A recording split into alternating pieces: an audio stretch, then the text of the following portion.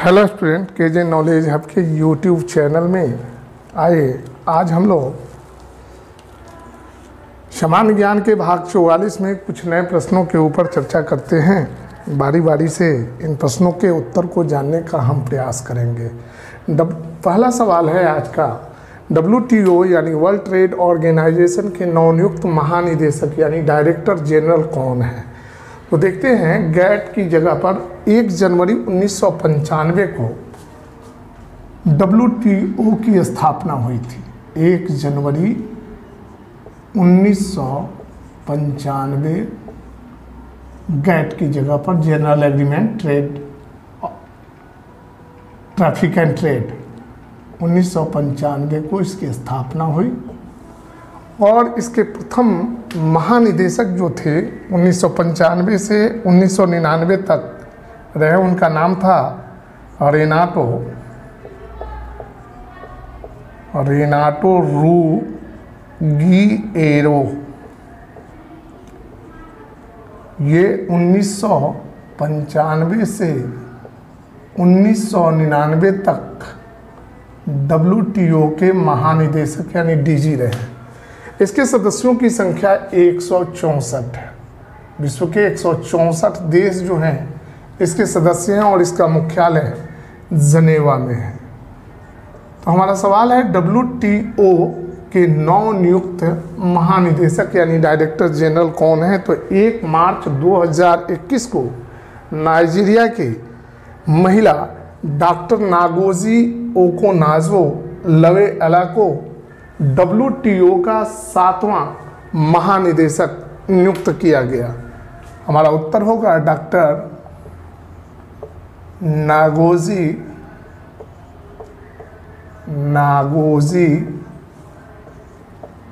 ओकोनाजो-लवेअला। इसके बाद 1999 के बाद जो दूसरे DG बनाए गए वे थे माइक मोरे, तीसरे DG पास्कल लेमी और चौथे DG बनाए गए रोबर्टो एजेवेडो। तो माइक मोरे जो थे 1999 से 2002 तक DG रहे। पास्कल लेगी ये 2005 से 2013 तक 2005 से 2013 तक DG रहे। रोबर्टो एजेवेडो ये 2013 से 2020 तक DG रहे WTO पे। अब हमारा दूसरा सवाल है, हड़प्पा सभ्यता का सबसे मान्यता प्राप्त काल क्या है?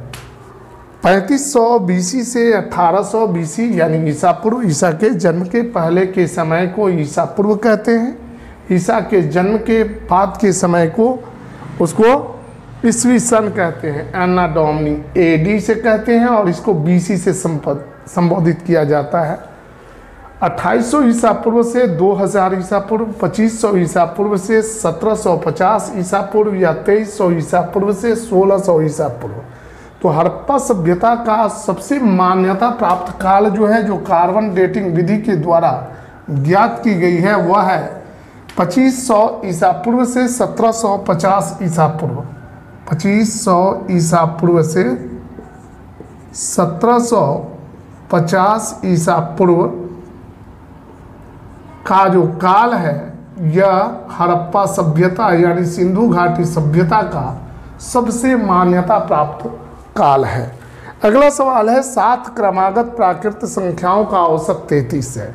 इनमें से बड़ी संख्या कौन है? तो माना कि संख्या बराबर x, तो क्रमागत संख्या है तो औसत बराबर क्या हो जाएगा? औसत दिया गया है 33, तो 33 बराबर यानी औसत बराबर x plus x plus 1 plus x plus 2 क्रमागत है इसलिए, plus x plus 3 plus x plus 4 plus x plus 5 plus x plus 6 ये हमारी संख्या हो गई। कितनी संख्या है? 7/7। अब बारी बारी से इनको जोड़ते हैं। 33 से इसमें गुना करेंगे तो ये हो जाएगा 3 सते 21, 3 सते 21 2 23 बराबर 7x प्लस 6 5 11 4 15 3 18 2 20 1 21 21। तो अगले स्टेप में चलते हैं तो क्या हो जाएगा? 231 माइनस 21 बराबर 7x। तो x बराबर क्या हो जाएगा? 210 बटे x इक्वल होगा 210 बटे 7, 70 की 21। तो x जो है यानी सबसे छोटी संख्या बराबर क्या है? 30 है। 30 है तो 30 में 1 जोड़ेंगे तो 31, 32, 33, 34, 35, 36। तो इनमें से सबसे बड़ी संख्या कौन है? 28 है, 30 है, 33 है, 36 है। तो हमारा उत्तर क्या होगा? ये होगा x प्लस 6। तो x कितना है? 30 प्लस 6 इक्वल क्या होगा? 36। हमारा उत्तर होगा 36।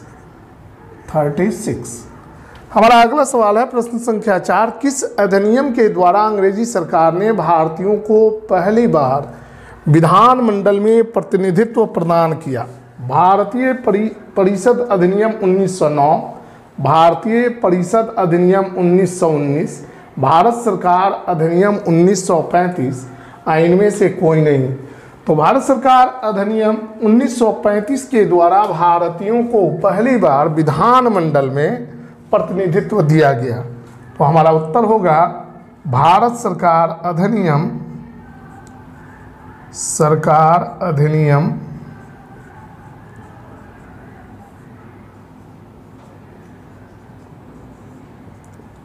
1935। हमारा अगला सवाल है भारत में सहकारिता आंदोलन की शुरुआत कब हुई? 1896 में, 1900 में, 1904 में या 1909 में? तो भारत में सहकारिता आंदोलन की शुरुआत 1904 ईस्वी में हुई थी। कब हुई थी? 1904 ईस्वी में। स्टूडेंट आप वीडियो को पॉज करें और इसे नोट करें। अब हम लोग प्रश्न संख्या 6 को देखेंगे। हमारा प्रश्न संख्या 6 है, देखते हैं प्रश्न संख्या 6 है, किस तत्व के सर्वाधिक समस्थानिक होते हैं? Polonium 84, radium 88, thorium 90, uranium 92। तो पोलेनियम की खोज 1898 में मैडम क्यूरी और पियरे क्यूरी ने की थी और उन्होंने इस तत्व का नामकरण अपने देश पोलैंड के नाम पर पोलेनियम किया था। इसके सर्वाधिक आइसोटोप्स यानी समस्थानिक पाए जाते हैं तकरीबन 27, लेकिन इसके सारे के सारे समस्थानिक जो हैं रेडियो एक्टिव होते हैं यानी ये अस्थायी होते हैं। ऐसे देखा जाए तो सीजियम के सबसे ज़्यादा समस्थानिक पाए जाते हैं, लेकिन समस्थानिक 2 प्रकार के होते हैं, एक अस्थायी और दूसरा अस्थायी। तो पोलेनियम के समस्थानिक जो होते हैं वे अस्थायी होते हैं और इनकी संख्या 27 होती है। तो हमारा उत्तर होगा पोलेनियम। पोलेनियम की खोज मैडम क्यूरी ने की थी और पियरे क्यूरी ने 1898 में, और उन्होंने अपने देश के नाम पोलैंड पर इसका नामकरण किया था। अगला सवाल है प्रश्न संख्या 7, राष्ट्रीय पर्यटन दिवस कब मनाया जाता है? 12 जनवरी, 15 जनवरी, 23 जनवरी या 25 जनवरी? तो देखते हैं 12 जनवरी को विवेकानंद का जन्म दिवस हम लोग युवा दिवस के रूप में मनाते हैं, राष्ट्रीय युवा दिवस। 15 जनवरी को हम लोग मनाते हैं सेना दिवस। 23 जनवरी को मनाते हैं सुभाष चंद्र की जयंती और 25 जनवरी को हम लोग राष्ट्रीय पर्यटन दिवस मनाते हैं। तो हमारा उत्तर होगा 25 जनवरी। 25 जनवरी को हम लोग राष्ट्रीय पर्यटन दिवस मनाते हैं। अगला सवाल है प्रश्न संख्या 8 है, प्रकृति में सबसे अधिक मात्रा में पाया जाने वाला कार्बनिक यौगिक कौन है? ग्लूकोज, सेलुलोज, सुक्रोज या फ्रक्टोज? तो आप जानते हैं कि प्रकृति में सबसे ज़्यादा मात्रा में पाया जाने वाला कार्बनिक यौगिक जो है वह है सेलुलोज। ये पेड़ के छालों में पाया जाता है। सेलुलोज यह निर्जीव होता है और कठोर होता है। ठीक है। प्रश्न संख्या 9 है, बर्फ का दाब बढ़ाने पर उसका गलनांक यानी मेल्टिंग पॉइंट अपरिवर्तित रहेगा, शून्य हो जाएगा, बढ़ेगा या घटेगा? तो जब बर्फ पर दाब बढ़ाया जाता है तो उसका गलनांक घटता है। बर्फ के पर दाब बढ़ाने पर बर्फ का गलनांक यानी मेल्टिंग पॉइंट जो है वह घटता है। तो हमारा उत्तर हो जाएगा डिक्रीज, घटता है। प्रश्न संख्या 10 को हम देखते हैं। प्रश्न संख्या 10 है, जीवन की उत्पत्ति के समय इनमें से कौन स्वतंत्र अवस्था में नहीं पाई जाती थी? तो जीवन की उत्पत्ति जब पृथ्वी पर हुई थी उस समय मीथेन उपस्थित था, अमोनिया भी उपस्थित था और हाइड्रोजन भी उपस्थित था। केवल ऑक्सीजन स्वतंत्र अवस्था में उपस्थित नहीं था। तो हमारा उत्तर होगा ऑक्सीजन। तो स्टूडेंट आप वीडियो को पॉज करें और इसे देखें। अब हम लोग प्रश्न संख्या 11 को देखते हैं। हमारा प्रश्न संख्या 11 है, देखते हैं प्रश्न संख्या 11। प्रश्न संख्या 11 है, ऑपरेशन ट्विस्ट यानी ऑपरेशन ट्विस्ट किसकी पहल है? आरबीआई की, नेवी की, एयरफोर्स की या इसरो की? तो आरबीआई ने 23 दिसंबर को 2019 को ऑपरेशन ट्विस्ट की शुरुआत की थी। हमारा उत्तर होगा आरबीआई यानी reserve bank of India. RBI कब शुरू हुआ था? तो 23 दिसंबर